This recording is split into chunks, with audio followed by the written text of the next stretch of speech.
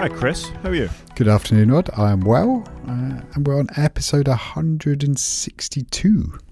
We are. We don't often say good afternoon, do we? We don't. We're recording on Saturday afternoon. Largely my fault, I think, because I've got parental duties tomorrow. So it is the 1st of March, though. So it's quite cool. It's nice it's the 1st of March. Seems like the right day for us to start a podcast. But, we're 2 months into the year. Yeah, be all right. And I can say Happy St. David's Day. It is St. David's Day, of course. Where are my manners? Happy St. David's Day. Are you doing anything for St. David's Day? Absolutely not. I should probably try that in Welsh. It's Hapus, Dewi Sant or something like that. Fair play, your Welsh is far superior to mine. I've been here longer than you were. Yeah, that's fair. You've been there a good 20 years longer than me, if not more. It's St. David's Day, so there you go. It's title, St. David's Day. Title St. David's Day, unless we say something more interesting, because that's generally the way we go. Hopefully. Should we dive straight into follow-up? Let's do some follow-ups. Did you get your Kindle books downloaded? I did download my Kindle books using a video link that you sent me, which was actually quite a cool thing. So it's go on YouTube, basically using another tool that you can use to script a website. It basically meant you could go and log into your Amazon account, and using this scripting tool, which I'd never used before, it just went through and clicked all the links and saved your books for you. I thought it was quite neat, and it was quite nice because I didn't have to install anything or do too much. So I thought it was quite cool. Yeah, it wasn't the original link I gave, was it? It was the other thing. But actually, I'm with you. It was some sort of monkey thing. Script Monkey, I think is what it was called. You had to download, and then it basically processed the Amazon web form for you and pressed all the buttons on your behalf. With a little bit of script that you could modify for Amazon.co.uk, or how quickly you should get the videos and all that kind of stuff. And you had to do it page by page. And it broke, I found, if you had samples downloaded. Okay. I didn't have that. If maybe you've never done it, but if you downloaded the odd chapter of something here and there, then it would break on the chapter thing. But once past that, by the time I got to the end of my 147 books, I think it was in the end. I had 102. I've just put a link in the show notes to the video, but it was kind of cool. And it was quite a cool. It was just a cool thing to do. So I did that, and then what was the other tool I had to install? Calibre, which then allowed me to link my serial number for my Kindle, so I could then just decrypt the DRM on it. But yeah, quite a cool workaround. Yeah, and then there was another component, DDRM, to take the DRM off that. So yeah, Calibre lets you open it and read it, and once it was un-DRM'd, you could then export it to another format. And I'm not sharing these. We didn't share them with each other or anything. It's literally so I was able to read the books that I'd bought. Yeah, I'm not planning to do anything else with it other than pop them on my Mac as my server and go, right, there's my books. If ever Amazon decides to take a book away from me that I've legitimately paid for, that's all I want to do with it, really. I've still got my Kindle. I love my Kindle, but it's just nice to know that you've got a backup, I guess. Yeah, I think so. So good, we both did that. I hope you out there in the world, if you had the ability to do so, did as well, because it's not the kind of thing you want to lose access to. No, and it does make me wonder, can I do this to my Audible books? And I've got a couple of Apple iBooks, or whatever they're called these days. And, it's all those things I need to look at. That's a job for another day, though. I have already done my Audible books. I think we've talked about that before. Yeah, I've got hundreds as well. So that's something, again, it's just having that backup in case they take it away is my big concern. Yeah, absolutely. Shall we move on and talk about something that isn't a surprise? I thought this was already done. I can't believe this is news. Yeah, I felt the same, really. So the news is that Microsoft is shutting down Skype in favour of Teams. And the reason this is in follow-up and not news is, actually, I think we both thought this was already happening. Yeah, I think we thought this was a done deal. A bit like Apple TV being on Android. I can't believe they're only just doing it now, because obviously Teams really got going in 2020, got obviously loads of traction, post-COVID. And here we are 4 years later, and they still seem to be running Skype. So great. We need to start turning off old stuff. Come on, Microsoft. It's a bit of a weird one, though, isn't it? Because as with many things, Skype was not a Microsoft product. They bought it from, I think, the same people that did Kazaa, wasn't it, way back in the day? Yeah, because it used to use peer-to-peer, didn't it, for Skype to function. Yeah, so that was the thing with it. And back in the day, it was the way you talk to people on the computer. It was ubiquitous, for want of a better word. Really impressive product. I think people still use it for places that are behind firewalls. I think people in China can use Skype to Skype out of China without it going through other bits and pieces and it gets past the Great Firewall. I don't know if that was maybe a factor in either Microsoft keeping it around or getting rid of it. I wouldn't like to speculate. But yeah, you've got a product like Teams. Why would you keep Skype about? Yeah, and you're right. Skype was amazing at the time because, if you're running like a small business, you could buy a phone number, like a London number, point it to Skype. It would cost you like £10 a month, and you'd have a legitimate London phone number, and you could be in your home office. And I used to do that back in the late 2009, 10, somewhere around there, probably a bit earlier, because you want to make yourself look like you're a big proper business with a landline, but you don't want to go and actually get your telephone company to run another landline to your property. It was a great thing, and it was ahead of its time, and obviously it turned good for Microsoft because they ended up buying Skype. They then had Link, which was their corporate one, and they kind of munged the two together, and then we ended up with Teams. So it was wise for Microsoft to buy it, but I think like some of these things, they've perhaps held on to it a little bit too long. As with many things, it might have been wise for them to buy it, but then you've also removed potential competition for anything you want to release down the line. And Microsoft would never think of doing something like that, I'm sure. But yeah, I mean, that's a factor. One interesting thing about Skype, and it is in the Verge article that we've linked to, is that Skype you bought credit for, so you had outgoing call credit, and apparently Microsoft are going to honour that. I'm not sure what form that will take. Do you end up with Teams credit instead? You'd have thought they'd just go, you had £10 on Skype, we just moved it to Teams for you, enjoy. But does that work like that? I don't know enough about the corporate integration of Teams, frankly. Or how we use Teams in a personal sense. I'll be honest, I don't know enough either. But it feels like they're doing it in the right way, and they've certainly not rushed to kill it, have they? No, you can't accuse them of that. But if you're out there and you're looking for alternatives now, I don't know what that will be. It's either Teams, Zoom, Jitsi. Probably Zoom's quite high up the list, I'd have thought. I'd have thought so, but again, I don't know how well that functions in countries behind particular firewalls and things like that. So I think there's a bit of research that has to be done. Yeah, you're probably right. Moving on, we talked about the iPhone, and I quite like the new nickname that's appeared for it, the 16e. Probably spoken in an Italian accent, because I think it comes from Viticci on one of the, oh gosh, I forgot the name of the Connected podcast co-hosts. Connected podcast, and then they have a website as well. But in his Italian accent, and I'll try not to butcher it, is a 16e, that kind of voice that he had. I quite like that. Will we get a 17e at some point? I don't know. Feels like we're going to. Well, that's the way it is. Anyway, the most interesting feature, and I did watch Marquez's review of the iPhone 16e, and he couldn't work out who it was for. So I listened to a podcast, and somebody had written into the podcast, and they said, maybe the E is for enterprise. And I did put this in our show notes, and I think that's it, because I'm an enterprise buyer. This is the exact phone I would buy for my enterprise. Because you want a cheapish handset that's got an okay camera, just need one camera. Most people just charge with a cable, and you want it to be modern-ish, but you don't want to spend money on the bleeding edge. So for me, as an enterprise buyer, this is the phone I would buy, because historically we used to buy a phone 2 years behind the current production model, because it hit around the £500 mark here in the UK without VAT. That's what we're targeting. And this phone does that perfectly. And it means that they get a more recent phone that's got more recent internals that will run Apple Intelligence, assuming that's going to be a feature at some point. And it will probably last longer because it will be supported by the OSs longer. So I'm a big fan of this phone for the enterprise, for the corporate buyer. I don't think the E means enterprise. I think it's just what they called it. I mean, I don't think it does mean enterprise, but yeah, I don't disagree with you there. I just think it is a good target for that phone, though. Is that buyer that's buying them in hundreds, thousands, tens of thousands, and just want a standard phone to give their employees. Apple, when asked, said it's the phone for everyone, but the E doesn't mean everyone. I don't think the E means enterprise. I think it's been a long time since Apple made anything with the enterprise in mind. They may, as an aside, sell to the enterprise by them hitting a price point, but I don't think this is targeted at that market at all. It'll end up there, potentially. I think I will 100% this will be enterprise buying phone, 100%. Well, there are cheaper Android phones with more features that you could probably have more control over as an IT department. If you buy an iPhone, this is the phone enterprises will buy. Yeah, maybe. Anyway, I'm not going to argue with you too much on that point. But should we talk about the modem? Let's talk about the modem. That's what we're going to be talking about, is the modem. The C1 has surprisingly proven to be... It's all right. So the C1 is Apple's first cellular modem, as we talked about last week.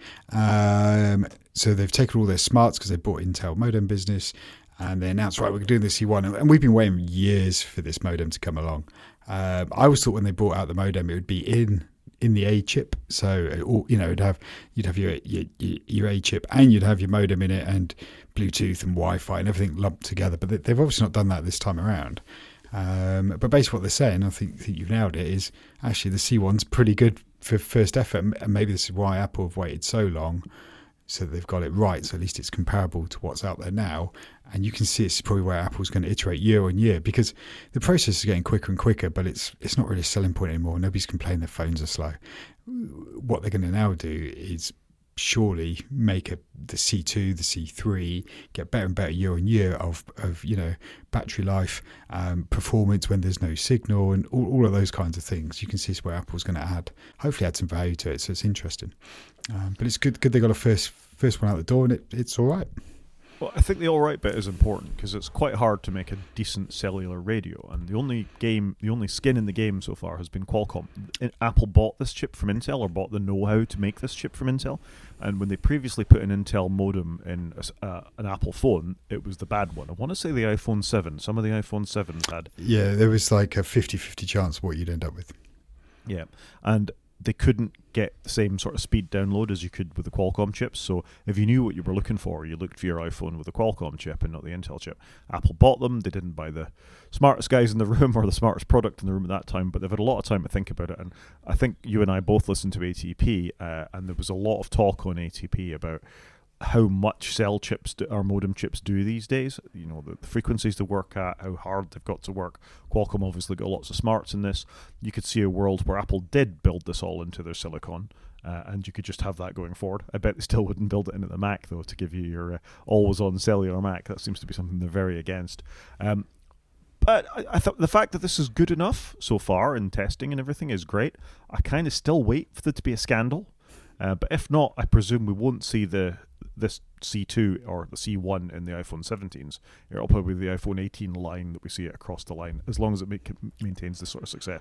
Yeah, I mean, they've probably already got the 17 worked out. There was talk that the C1 might go into the 17 Air, but I guess they're going to want their Apple modem to be a good position before it's in the mainstream phones that's selling exponentially more than this model. So this is probably the right phone for them to try it in. I thought they might have tried it in an iPad or something first, but it's probably we're 2 years away from this being in every device they sell. You can see them doing it, can't you? Yeah, I mean, it is interesting in 95 Mac article that we've linked to that they say it isn't more efficient than the Qualcomm modems that came before. It's just the fact that the iPhone 16e has a better battery. Could be. And that's interesting. Could be. But you'd like to think they're going to do something to add value to it. There's got to be a reason why they're doing it, unless it's just to make it cheaper. I think cheaper for them. They like to own the stack, don't they? They like to own everything in every part of the phone. I'm sure if they could make their own screens, they would.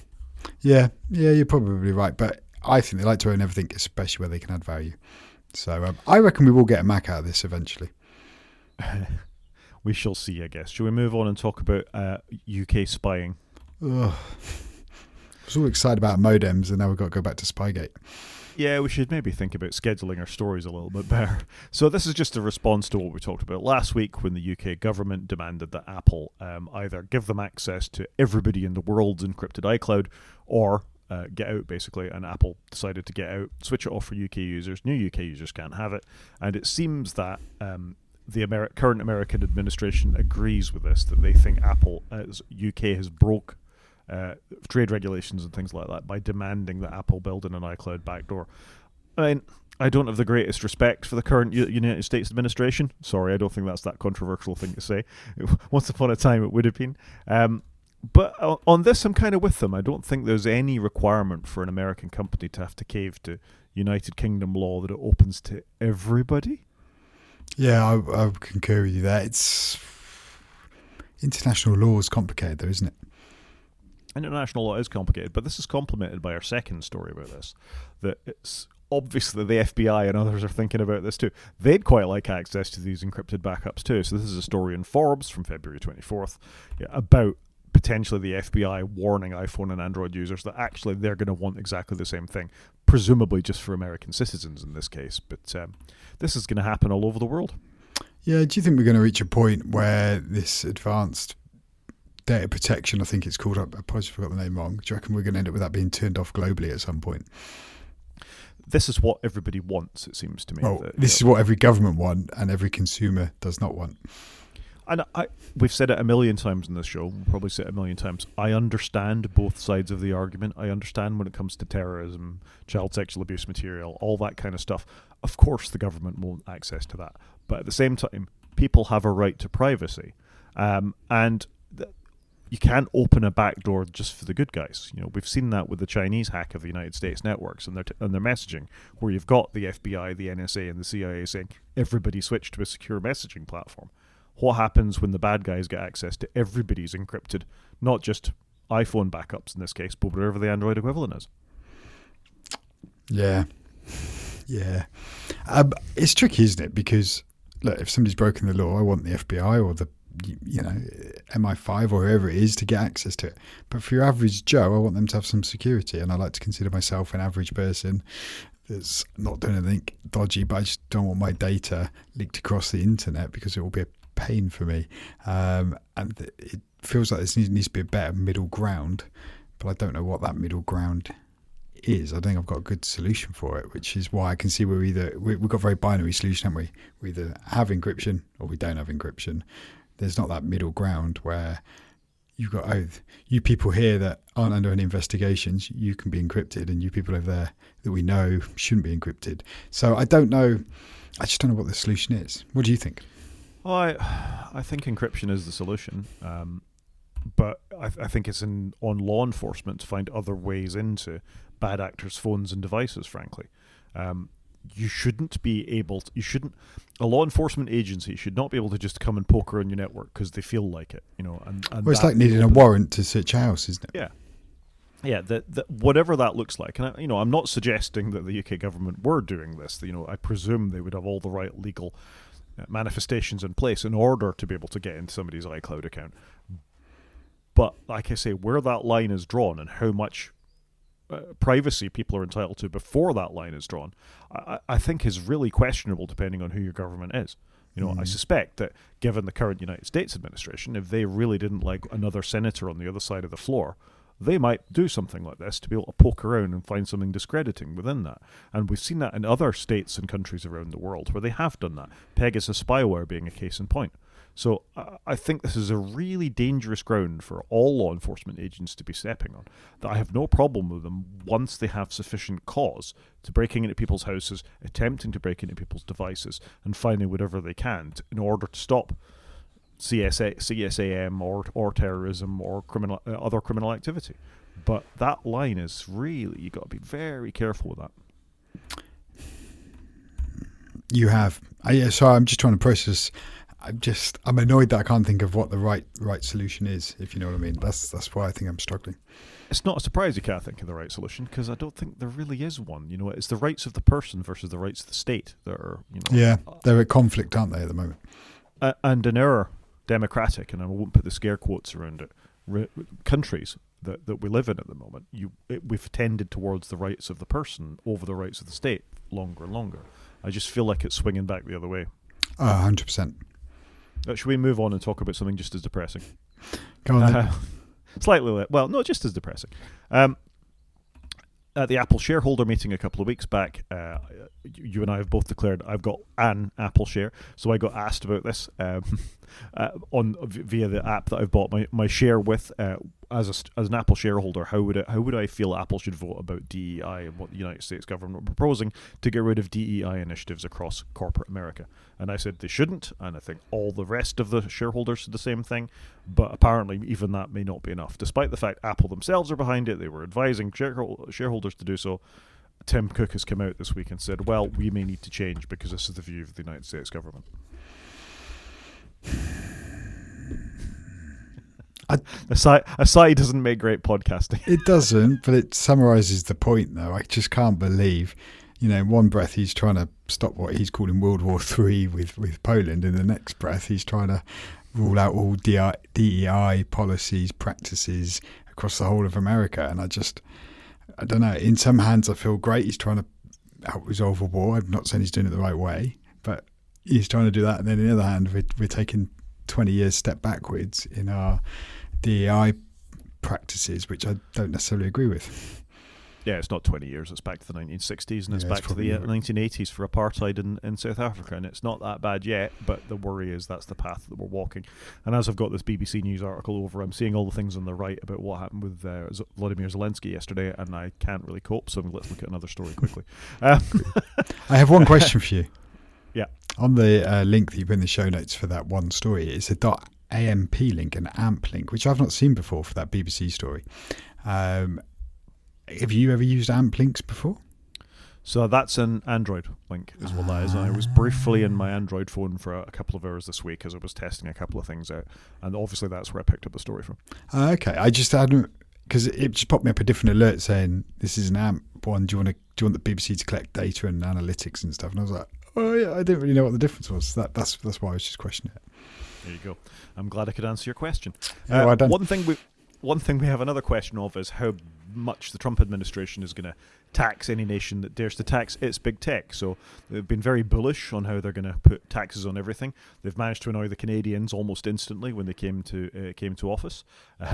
So that in itself is quite interesting. But having a go at one of the American big tech companies and trying to tax them is going to lead to tariffs back to those nations. So obviously, if we think of the EU in particular with trying to tax what Apple was doing within the European area and within Ireland for its tax break there, that's going to come back and bite them. This is very pro-business by Trump. Yeah, this is tricky though, isn't it? Because, and I guess I don't know a huge amount about it. I'm no international shopfront person that does retail in all these countries, but you're then trying to get your revenue back to the, well, in this case the US, but you're selling in Australia and European countries. Yeah, does tax get taken at the point of sale? How do you tax the corporation? It's a minefield, isn't it? You can see why this stuff's so complicated. It is complicated. America is not the sort of sparkling angel when it comes to taxing itself or other companies, though. Agreed. Have you come across the Cautionary Tales podcast by Tim Harford? Nope. So there was this week's story, which is about Ernest Borgnine, of all things, who you may remember is a very famous actor from sort of 50s, 60s, 70s. Survived all the way up till 2012, I think, and died at the ripe old age of 80-something. Fantastic actor, won an Academy Award for a film called Marty, which was a black and white thing.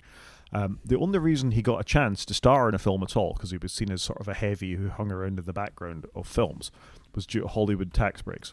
So it was more Hollywood studios used to get taxed at 95% for the films they made. So the actors barely made anything on their films.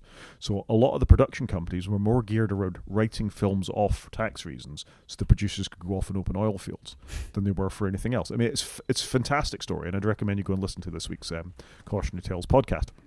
But this kind of stuff with America, Apple started making things in the EU because there were tax breaks in order to do so. So they have made, as has Facebook, as has Netflix, as has Amazon, all of the large American companies have made a lot of money from bringing that, wealth they've earned in other countries back to the United States. Were they taxed on it in the United States? I don't know. Exactly. It's opaque, isn't it? Yeah, it's really opaque, and that is probably why they employ so many financy people, is to work out the best practices to pay the smallest amount of tax possible. And what do they call it? Repatriating their money. And I understand why. It's good due diligence as a business to try and get as much money back as you can to return to your investors and your stakeholders and everybody who's involved with your business. At the same time, it's a bit, he said, she said when it comes to these kinds of things. But something we've got to watch out for, because this isn't just Apple and Apple and Facebook and the big players we talk about, Google. It is companies like Facebook, HBO, all the other ones that are actually out there in the world that American money flows to and from. Yeah, and there is a lot of American companies that have got this stage, as it were, where they are selling internationally. Yeah.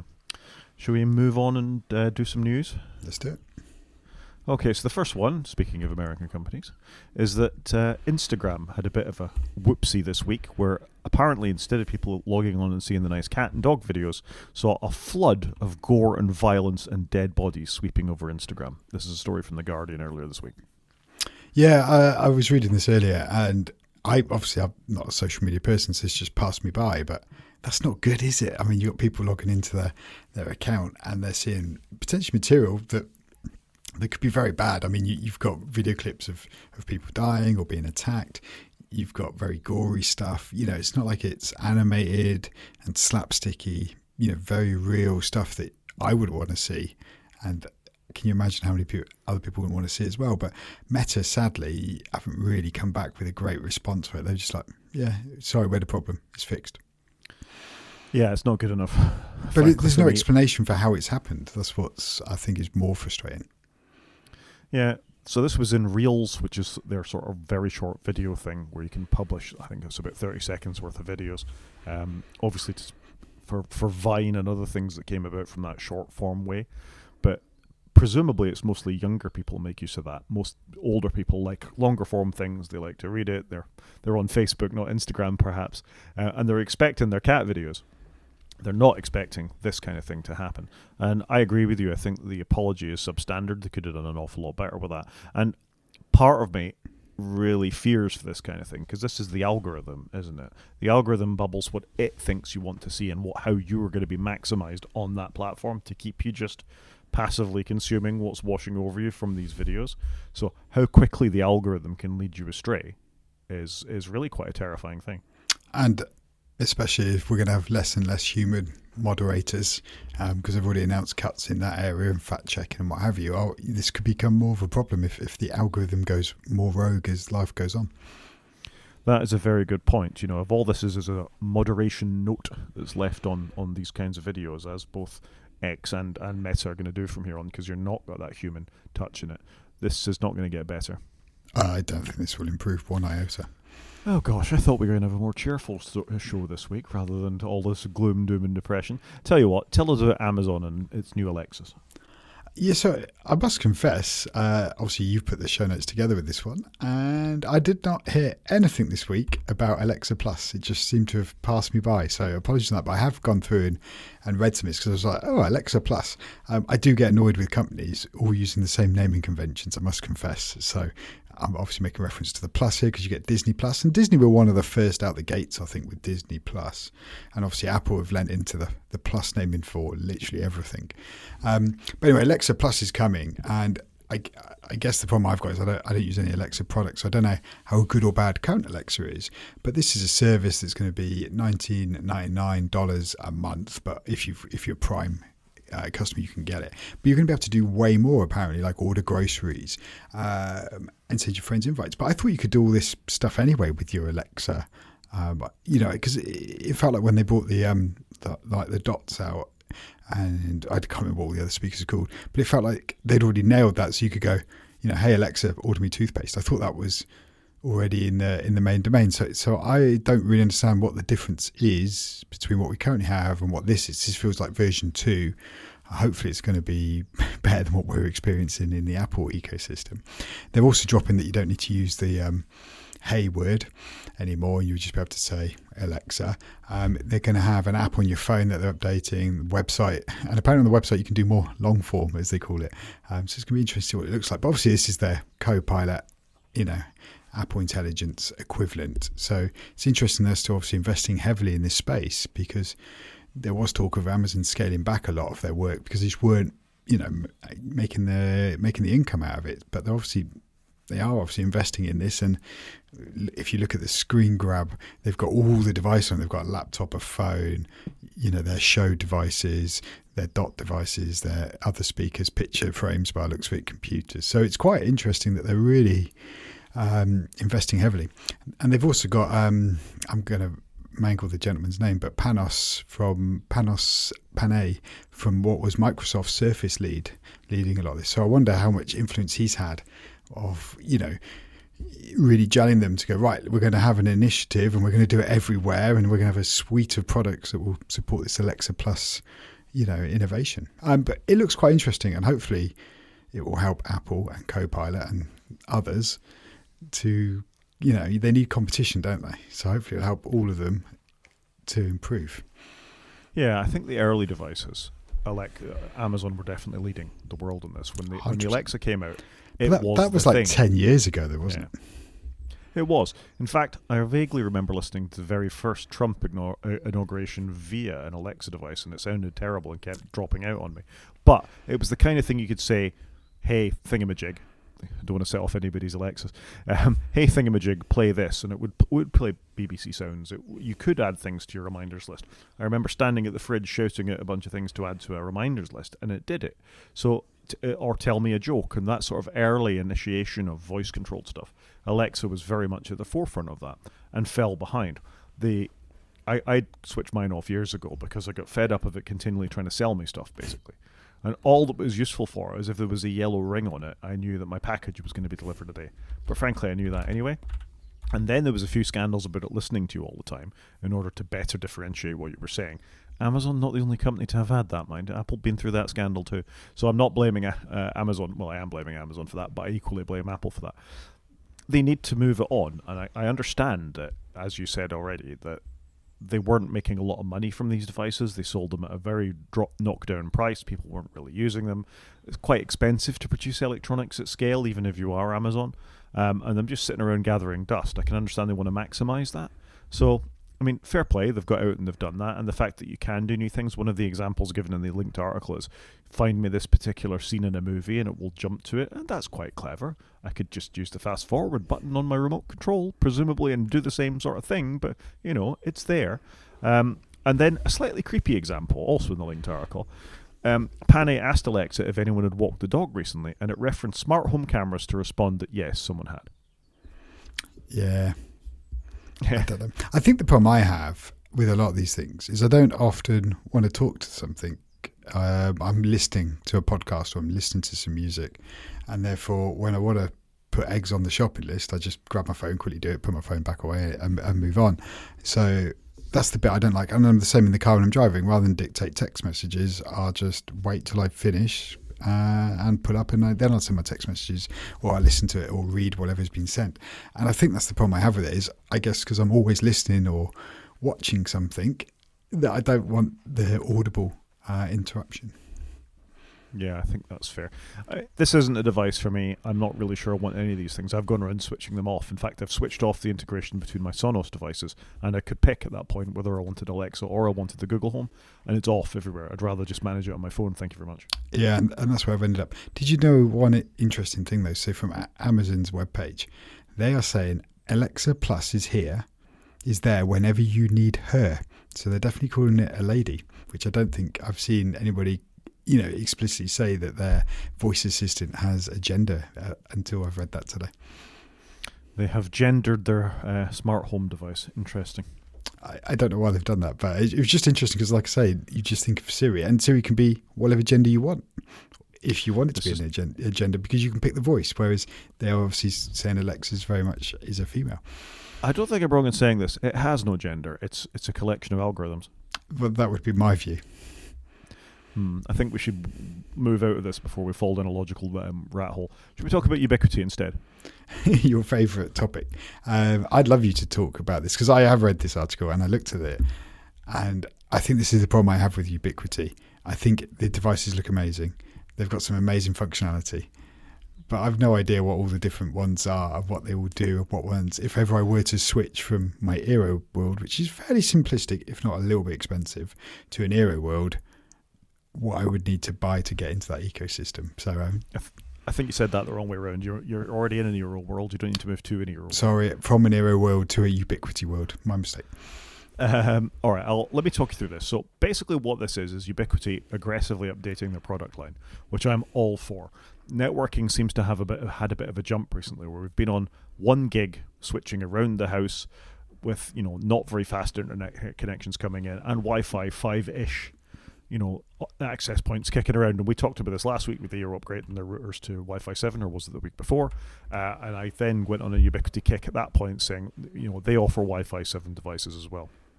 Anyway, Ubiquiti are sort of aggressively pushing up through the line, where we're seeing 2.5 gig on almost all their switches now. as well as PoE, so Power over Ethernet, on a lot of their switches too.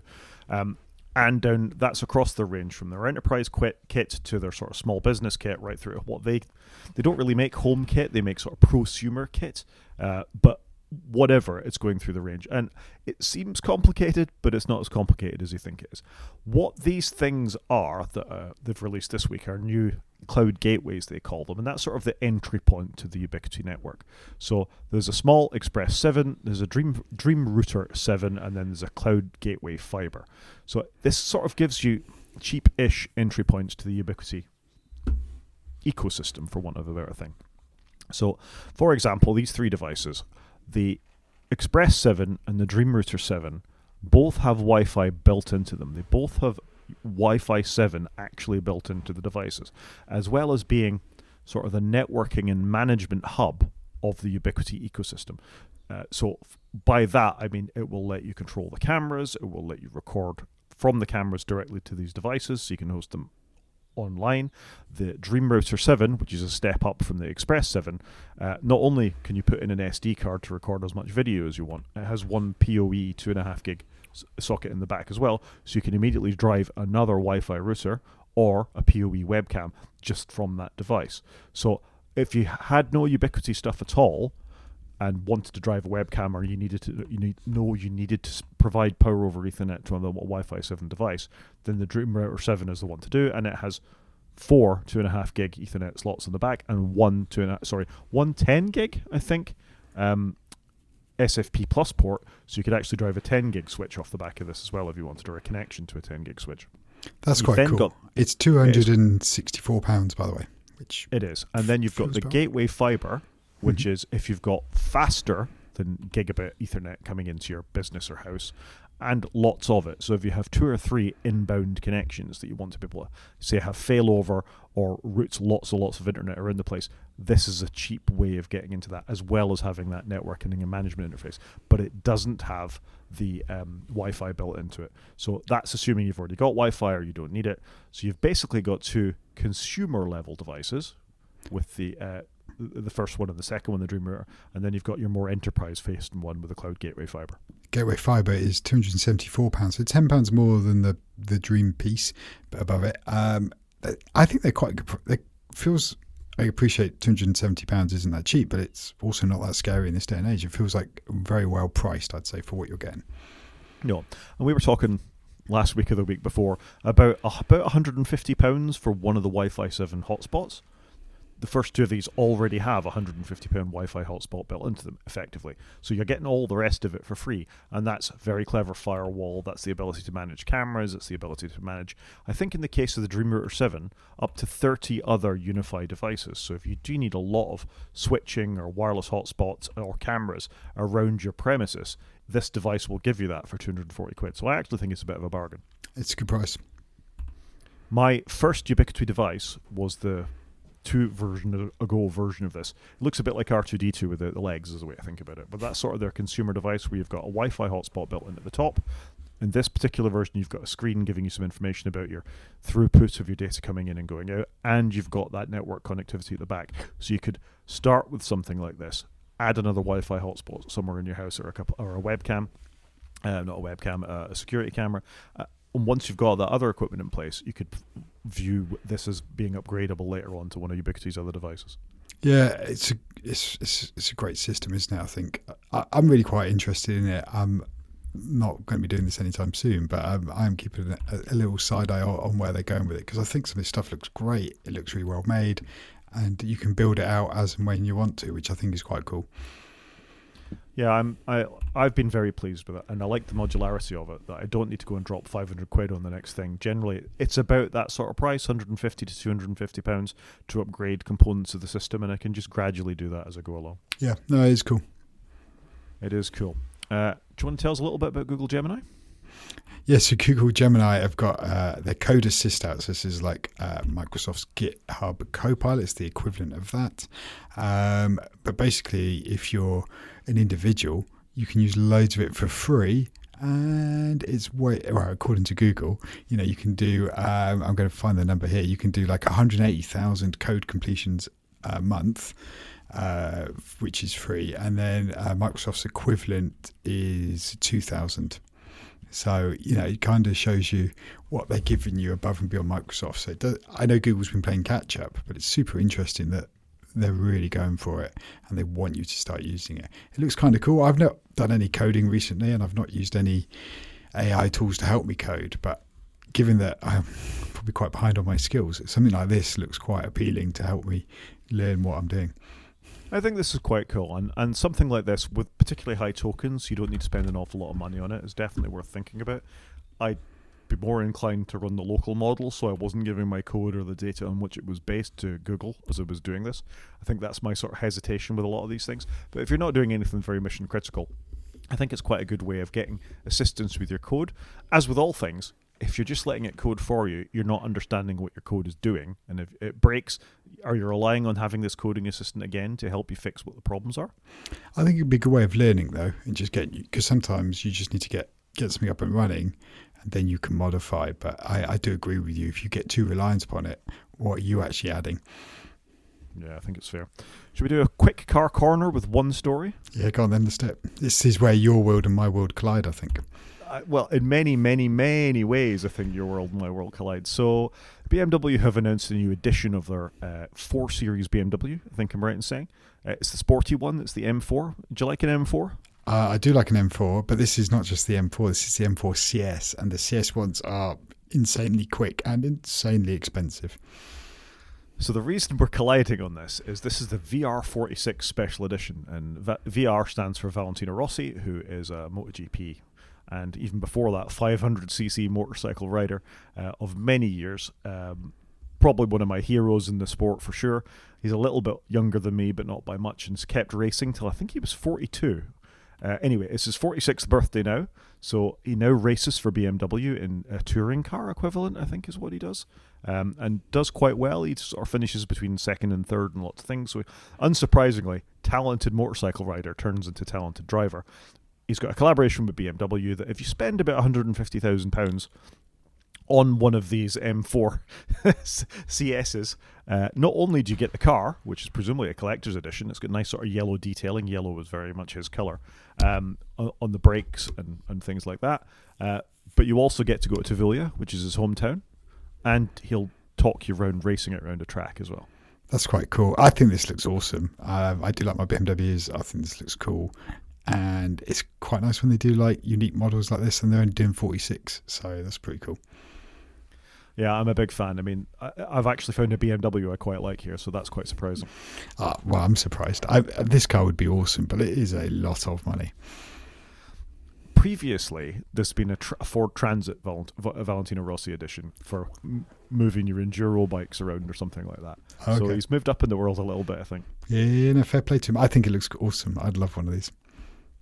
It's an interesting marketing thing, isn't it, for BMW and Valentino Rossi to get together? I guess he's driving for them, so why not? Yeah, why not? And he's a great name. Even somebody like me knows who he is, and I don't know the motorcycle world at all. No, and there's a can of Monster named after him as well. I think you can get VR, the Doctor Edition Monster really? Energy drink. Okay. I'm not a Monster consumer, I must confess. Neither am I. Should we do some media? Let's do some media. So I've been on a bit of a Bond kick recently. Yeah, I'm getting that. Just because it's been such a long time since I sort of looked through them or watched them in any detail. I'm thoroughly enjoying my Bond watch through, I must say. And my first one, and there's two, is I did From Russia with Love, which I don't think I've watched since I was 14 or 15. Have you watched From Russia with Love? Yeah, no, I've seen it. I've must have seen it within the last 10 years, I'm going to say. So I have watched it fairly. I had a bit of a Bond kick a while ago. And I'm a little so I'm back on my treadmill at the moment, and I'm tempted to pop this on the iPad and start watching some of the Bonds, because I love all the Bonds. Yeah, this is a particularly good one, and I think I dismissed it when I was younger because not a lot seemed to happen in it, but that's actually because there was a proper spy film going on here. It wasn't stupid gadgets and things like that particularly, although there is, I think, the first gadget in the series happens here with a briefcase. But this is a proper spy story. Yeah, no, it is cool. But I think you're going to allude to it. I think some of them are of their time, though, aren't they? That's the only problem with a few of them. I'm okay with things being of their time. I just worry there's a bit much of Sean Connery coming out. Now, cards on the table. I think Sean Connery is the best Bond, and I'm not looking forward to the Pierce Brosnan years, it must be said. I think Roger Moore was probably my Bond if I think about it, because when I started watching Bond when I was, 9, 10, it was the Roger Moore films that were on the TV. So Roger Moore was my Bond, but I, of course, identified with the Scottish guy a lot more than I would with that. Having said that, Sean Connery is a problematic person, and I don't want to skip over the fact his attitudes to women and his acceptance that hitting women was a good thing. Not a good thing, but, acceptable. Was just acceptable for him, yeah. But which obviously you and I have no part of at all.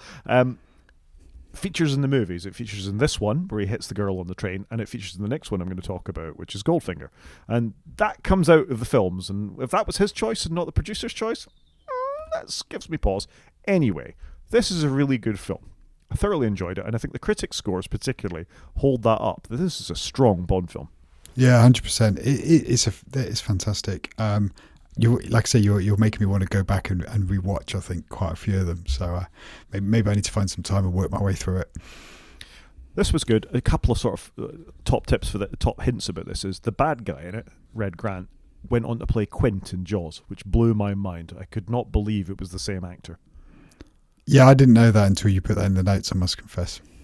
Yeah, Robert Shaw went on to play Quint, the salty old sea dog in Jaws. He's British, from Lancashire, and he's playing an American captain off the coast of Maine or wherever Jaws was meant to be filmed. What a phenomenal actor. Yeah, 100%. He's had a good career there. He absolutely did. All right, I'll quickly talk about Goldfinger. I think Goldfinger is seen to be the definitive Bond movie by many, in that it has Sean at the peak of his powers, it has the car with the gadgets, it has the glamorous girls, it has the questionable names for the girls within there as well. It has the iconic "Do you expect me to talk? No, I expect you to die" line in it. It's a terrific all-in-one Bond film. However, for me, I think From Russia Love, watching him again, is actually a stronger movie. This is a great film, don't get me wrong, but it has the crazy plan, the henchmen, and the gadgets, which the others don't have. I think From Russia with Love was the last spy film. This was the first Bond film, if that makes sense. Yeah, you're right. It's when they crossed over into the formula that they then served up very frequently there afterwards. Yeah, and they filmed them back to back to back. Did you know that? They filmed Dr. No, Goldfinger, and From Russia with Love within a year of each other. I did not know that. Yeah. Wow, it's okay. quite incredible, really, and the return they had in that. This is a good film. Again, there's some questionable attitudes to women in this, and the way I'd describe it is it's a bit rapey, and that I'm not trying to minimize that, but there's a sequence with one of the main female characters in a barn after he's been captured that's just wrong, really. Yeah, I know what you mean. Yeah, I would agree with you on that. I think some of it just is a bit questionable, isn't it? It's and you've got to view a film of its time. I think probably even in the 60s this wasn't very acceptable. And never mind in the Me Too era. Yeah, that's very true. Sorry, I'm just looking at Rotten Tomatoes. It's taking me off onto The Man with the Golden Gun. They've given it 40%. I'm going to have to close Rotten Tomatoes now because I do not believe that. The Man with the Golden Gun. Well, it's my favourite Bond. We'll get there. I'm going to very quickly talk about Reacher. I don't know if you've read the Lee Child books. No, do you know what? I read a lot of books, but I've never really got round to Lee Child because I keep finding loads of other people to read. So I think he's done so many books that I just haven't got into his series yet. They're very good. They're a bit disposable action. When you were going on a flight, you could probably finish the book on the flight or very soon after you land. I quite like a bit like that every now and again, though. Yeah, they're very readable books. They're very well written. The action carries you along. He's quite an interesting character. Anyway, Amazon Prime has the rights to make the TV show version of this. Tom Cruise had to go at the movie show. They made 2 films in the Tom Cruise world. Tom Cruise looks nothing like Reacher. Reacher is meant to be at least 6'5" and built like a T. Tom Cruise is not that. I think the first Tom Cruise film was reasonable. Actually, it was quite a reasonable bit of it. These TV shows are great though, and Alan Ritchson, who plays Reacher, was also in the league of that Extraordinary Gentleman film, that was the Guy Ritchie film that came out recently. I can't remember what it's called. No, I can't, but it's not that. It's not that. Anyway, he is more like Reacher. The man is stacked. He's ripped. He's buff. He's hench, I think, is what the cool kids say. And he's very watchable, and they're quite well done. And frankly, if you have read any Reacher at all, you want to give them a crack. And even if you haven't, if you have Amazon Prime, I think they're worth a watch. First season's really good too. Okay. The Guy Ritchie film, I think, is The Ministry of Ungentlemanly Warfare that you were thinking of. That's the one. Okay, it's good to get a recommendation. I'm trying to avoid TV shows just for the time sink at the moment. I think you want to check this one out. Another thing that I've yet to check out but I've heard about is Johnny Ive, ex of Apple, designer of many important Apple products, was on Desert Island Discs last weekend with Lauren Laverne, which is a BBC show. Anywhere in the world you can download and listen to. I'm sure it's probably worth a listen. I'm going to have a go this week. I obviously got caught up listening to other podcasts and doing things instead. Have you checked this out? I haven't. It did come across my radar. Like you, I think it's something I would like to listen to. Yeah, so that's out there as a thing for us to pay attention to.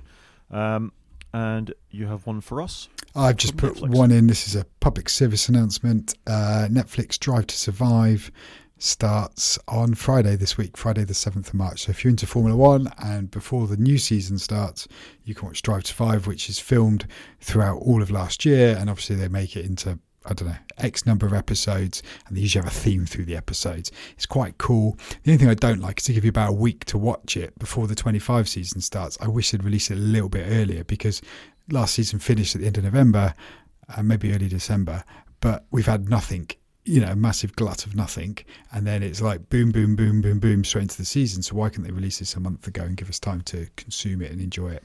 Maybe release like one a week would be good, or two a week, rather than just dropping all 10 in a one. But there you go. It probably takes time to produce something like this, no? I don't disagree with that, but maybe release it a week ago, 2 weeks. I don't know. It's just so close to the season. That's what cheeses me off a little bit. But anyway, go watch it. If you like Formula One, it's going to be awesome. I will buy Netflix for a month just to watch this. Fair enough. Should we do some games? Let's do it. Tell us about Command and Conquer.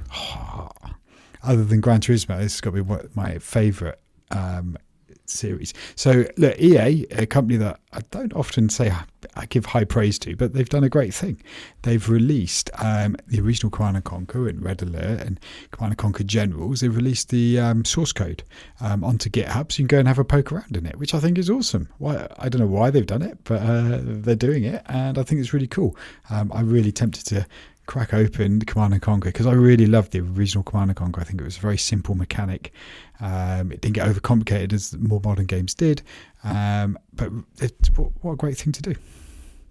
I agree with you. I think this is great. I've played a bit of the open source versions of this, and they'll only be better as a consequence of EA actually putting this code out on GitHub. Did a good job with the restoration 4 years ago or something like that. Yeah, it's about 4 or 5 years ago, and I've still played the restoration. Just the other day I powered up my computer and I just saw it, and I thought, I'll just have a quick game of Command & Conquer for 10 minutes, and I love it. Yep. So I think this is great stuff. Well done, EA. As you say, it's unusual to give them a pat on the back, but I think they deserve it for this. It's a great game. Go play it if you have the means. Do it. Moving on and back firmly into the land of rumours, there's a potential rumour that Half-Life 3 may be nearing completion. Are you a Half-Life fan? I played the original one to death. I played a little bit of the second one, and then I've probably not really been in that universe for a long time. Half-Life 2 is one of the greatest games of all time. The engine, the source engine that was featured in there, went on to be the sort of fundamental basis for lots of important games, including the remastered Counter-Strike, particularly Portal, and the physics that came along with the source engine for Portal. And Half-Life 2 is really the game that launched the Steam store, and more even so than Counter-Strike. There is a thought that, Half-Life 3, we've been waiting for it forever. There's lots of nerdery around Half-Life 3 confirmed, and Gabe Newell, lead of Valve, potentially leaking this, but this is just good news that we may get another one, because if nothing else, not only are they good games, but the stories are great and the engine is important, and Valve used to be a company that made computer games, not a store, so I'd love to see them actually make a fantastic computer game again. Yeah, it's a bit sad, isn't it, in a way that they were a great computer game creator that then gave them the money to do the store, and then they've just done the store and they've not carried on doing computer games, but it'd be great to see them do it again. So yeah, this could be good news. There's a conspiracy theory on the internet as well that this is where Valve will also release their next version of SteamOS, where you must have SteamOS in order to play Half-Life 3 and get everybody off Windows and playing their computer version of this. I'm not sure I like that take so much myself. I'd rather make a game. Maybe it could run better on SteamOS, but I'd like them to make a game that is available to everybody. You can understand the sort of draw behind it. Gabe has been fairly confirmed in his hatred of Windows and the fact that Microsoft are potentially locking into that environment, and it's hard to disagree with that sometimes.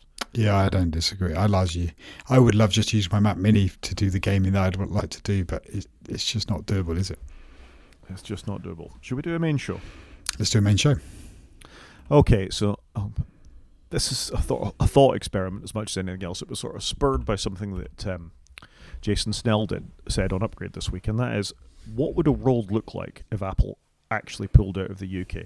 What if this move that Apple have made to say, okay, we'll just turn off advanced data protection for UK users and we won't turn it back on, therefore we can't give you the key, isn't enough, and the UK government continue to pursue, no, we want you to open it up, we want to access to end-to-end encryption of messages, we want all that stuff, and you will give it to us now. At that point, all Apple can do, presumably, is walk away.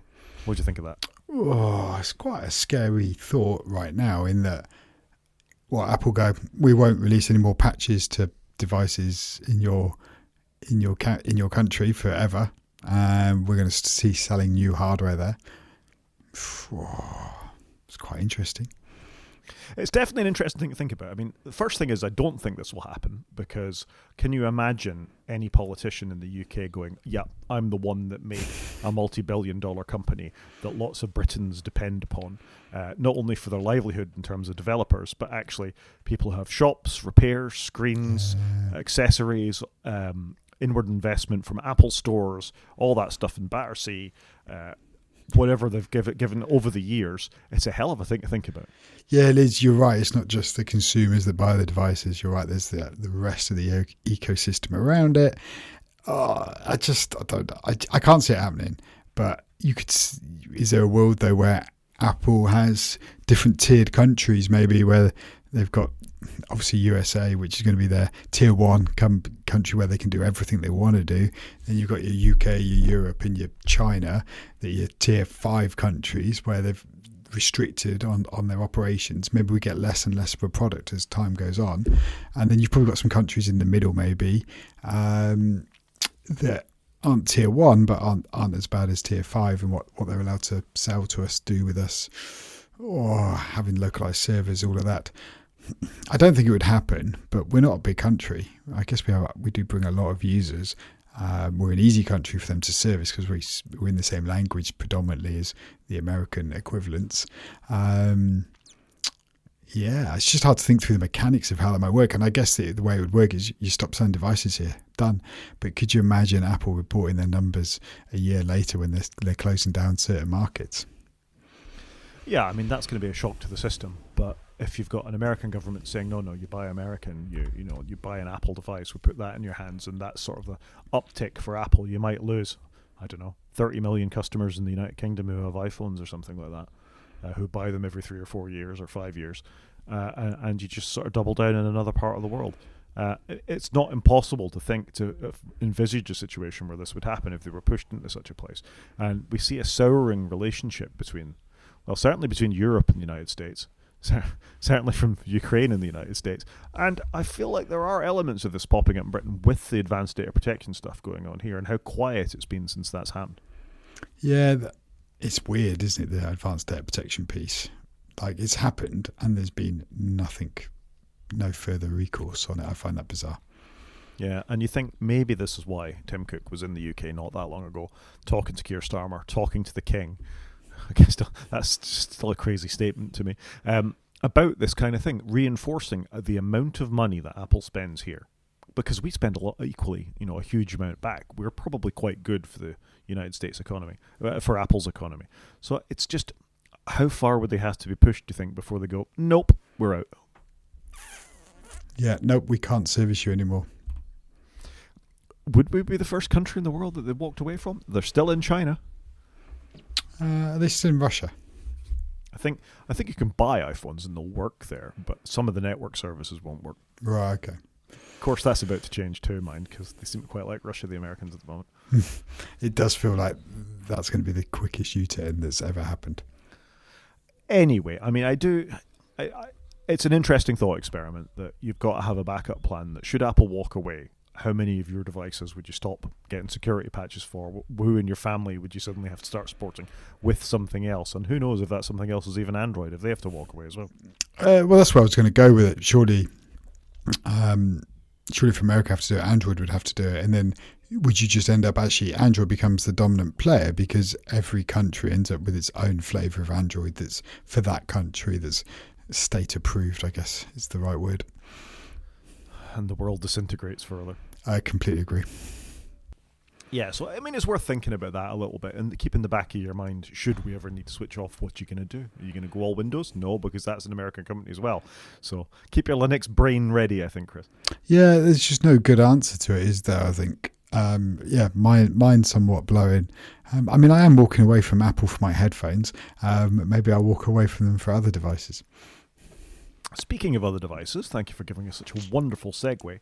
Did you see the Framework event this week? I haven't seen the event, but I've read the press releases. And I quite like what Framework are doing, I must confess. So, American company, so we'll just gloss over that based on our last discussion, but an interesting American company and an interesting consumer-focused company. We've talked about them before. I almost ordered one of the laptops last year. And their shtick is that they're user repairable. So unlike most laptops, which are these days glued entirely together, Framework will sell you a laptop where you put it all together. So you put the RAM in, you put the SSD in, you put the keyboard on, you fit the bezel around the screen, click a couple of things, and you're off to the races.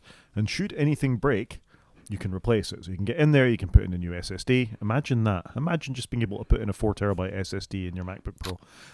And it's not just if it breaks, though, is it? It's if you want to upgrade, to Wi-Fi from 6 to 7 or put an Ethernet port in. Because, our needs do change. How often have we bought and sold equipment because our requirements have changed? Absolutely. And they have been good stewards. So the first device we're talking about is their Framework 13, which is the one I almost bought. I think this is the 3rd generation of this laptop now. And you can still, in your 1st generation device, for example, buy the higher resolution screen and fit that to the same chassis that this comes with. Or you can pull out the main board and put in one of the newer processors with improved heat cooling and the sort of features in this laptop. I think this is great for people who have got those 1st generation devices. They've still got a pathway to have the most up-to-date thing if they want to, plus they've been able to upgrade, the components within that right up to this point. Yeah, it's great, isn't it? And it looks nice. It looks a nicely made piece of equipment. It doesn't look like a DIY laptop that you've put together yourself. No, and I've been looking at a few reviews of these things, and there have been little issues with them. They're not quite as well made as a thoroughly glued together MacBook Pro or Surface Pro or one of those. But that's kind of a consequence of the fact you can take them apart so easily. You only need one tool to take them apart. It comes with the screwdriver, so you can take the bits off. But if you've ever broken a part of your laptop, let's say you damage one of the USB-C ports on your MacBook Pro, you're knackered. Whereas this, you can just pop it out and stick another one in. If you smash your screen, Apple is going to charge you a lot of money for that replacement. You can swap one out for about 150 quid, I think. So it's a very different approach to computing that Framework have taken here. And I think it's all to the good. We've probably gone too far down the road of no user replaceable parts. This is striking a balance in the other direction for me. Yeah, I agree with that. And it's supported by the vendor. You can buy the parts from them. They're all going to work. You can swap them in and out. I think it's fantastic. I really like the concept. Yeah, and you don't have to buy the parts from the vendor. It's a standard SSD, so you can put in a bigger, drive if you want. They're modular ports on the bottom, the USB-C ports or HDMI or whatever they are. You can 3D print them. They've published all the recipes for them, for want of a better, the schematics for them on the internet, as well as the electronics within them. So people have started to develop third-party modules, so you don't have to buy them from the company. So that sort of commoditization of it, I think, is a great thing. Yeah, but like buying the network port to go in your laptop, it's £40. That's pretty good, isn't it? It seems a bargain. I think the USB-C ones are £9. Then that's awesome. It's really good. Yeah, £9. You're correct. Yeah, so this is the Framework 13-inch, like I say, the 3rd generation of that. There wasn't a lot of talk about their bigger laptop. There's a Framework 16 as well. They didn't really mention that during the event, but I think that's been fairly kept up to date. But the big surprise were the 2 new products they announced. So the first one was the Framework Laptop 12, which is obviously smaller than 13. But this one is a touchscreen. So it's 12.2 inches. You're able to fold it over on its back. We haven't actually seen the final sort of version of this yet, but it's colourful. It's user repairable. It's upgradable in the same way that the 13 is, and it's a new form factor for Framework, and these just look fun. It does look fun. It's also a clamshell, so you can fold it back around on itself. It does look a great, fun device. Good size, 12-inch. I think that sounds pretty good. You've got 4 ports on it where you can swap things, cards in and out. I think this looks fantastic. I'm with you. And if this is, I'll put, again, scare quotes for the second time this podcast, cheap. If this is around or less than £1,000/$dollars, this is a really compelling device in the MacBook. I loved my little MacBook. The first MacBook, the 12-inch one that came along. Yeah. I absolutely loved it. The portability of that thing was terrific, as was, the original MacBook is the one I'm thinking of, the one with the terrible keyboard. If something like this is user replaceable, bigger hard drive, you can swap it out and you can put the next generation AMD chips in them or something like that. I think this is a really compelling device. Yeah, if I go back to a Mac laptop, I could see me getting a little Air, because I just love the weight of it. You pop in your bag, you don't even know it's there. Whereas the Pros are rightfully quite chunky and heavy. I'd love a device like this. I really enjoy my little iPad because you just you chuck it in the bag, you don't feel like you're carrying anything, and when you get it out, off you go. It's not ideal for all kinds of work, but if you're email browsing the web, that's what this device is for. It's not what you're going to use to code all day, but then you have a monitor or what have you for that. But these days I think it's fine. There's enough Thunderbolt/USB-C support for bigger screens, and these will have the graphics Moxie to drive something like that. This could be the one device that you take around with you. And the fact that it's upgradable to whatever SSD size that you want and are actually comfortable with, rather than being locked into, how much is an upgrade to 4 terabytes in a MacBook? I don't know. A lot. Thousands probably. And then because you're buying to keep it for the next 3 years, say, what happens if you want to keep it for a 4th year? What happens if you want to swap it because you become into video halfway through? You just can't do it, and it's very wasteful. And you want to pass it on to your family or whatever. The fact that you can upgrade a couple of components in this, and they've effectively got a new large performant laptop, is a big deal. Yeah, I completely agree. I really, really like the look of this. Yep. And then the last thing they introduced, and this was a bit of a change for Framework, is they actually introduced a desktop as well. So the Framework desktop, which is mini, it's quite a small device really, runs on some new AMD Ryzen AI Max processor, which is quite performant for games apparently. It has a built-in Radeon 8060S graphics card with it. This is silicon in a chip, which is an interesting choice in their desktop, which they didn't go in the laptop. Maybe it's the power demands of it. But this is quite an impressive desktop, and iFixit were blown away by how sort of repairable and modular this was. Yeah, again, I think this looks pretty cool. I could see me going for a device like this because I wouldn't mind to buy a desktop at some point. I don't need anything incredibly whizzy I'm going to go with. But something like this would be ideal for me because it's something that I could get now, play the games I want to play on it now, but I could always upgrade it in the future if I want to upgrade it.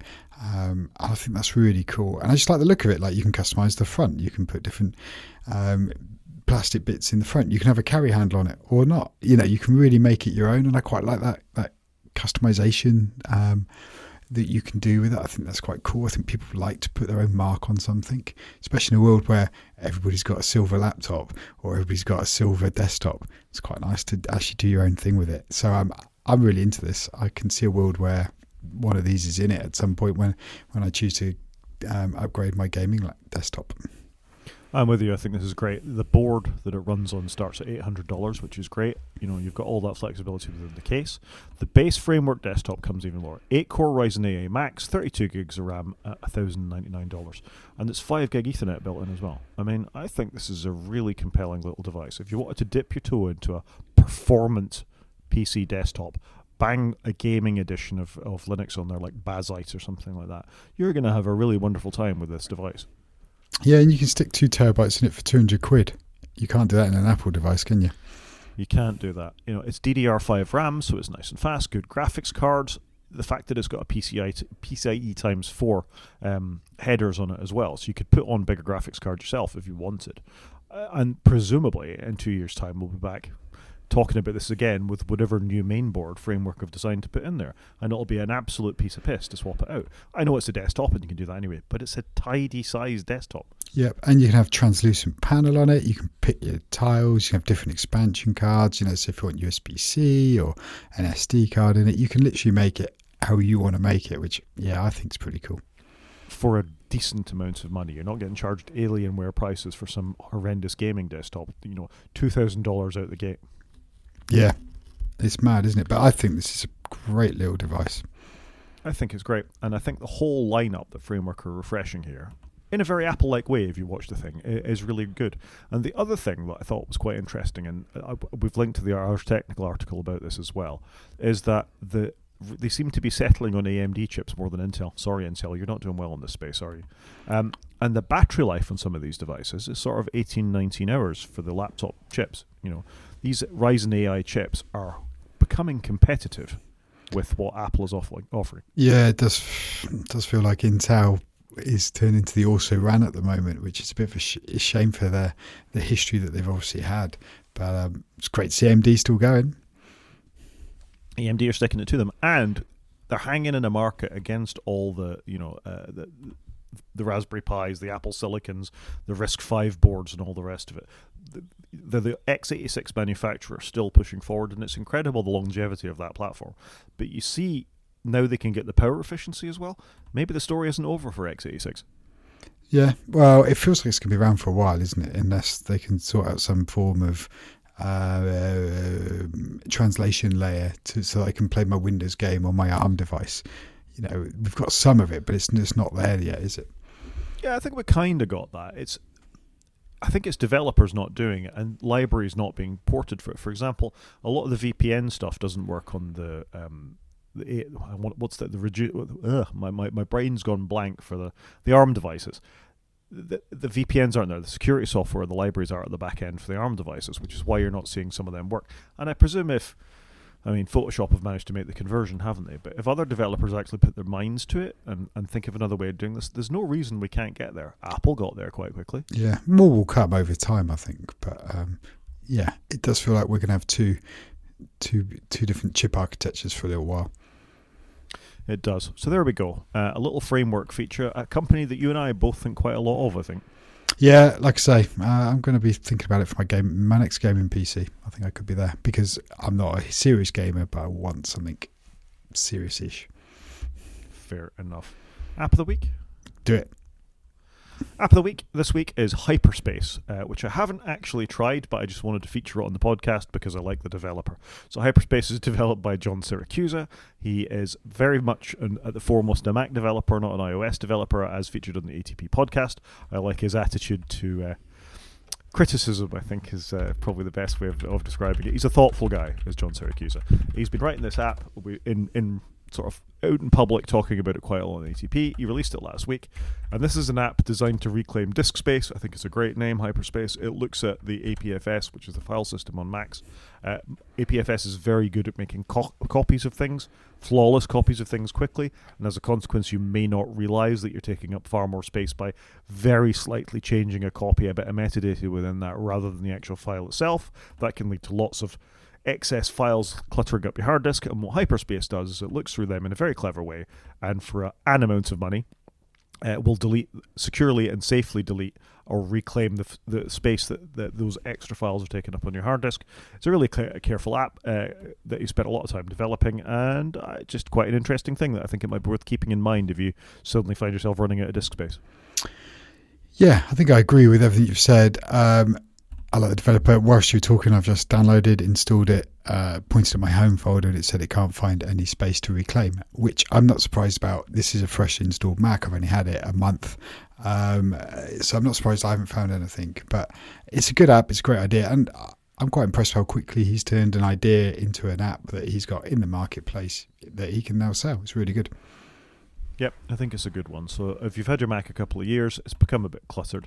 It's running APFS, which almost all of them are these days. There's not a lot of HFS Plus left lying around. And you want a bit of disk space back, check out Hyperspace. Agreed. Thing of the week. Thing of the week. So this was something I went and saw this week, which was the F1 Expo in London.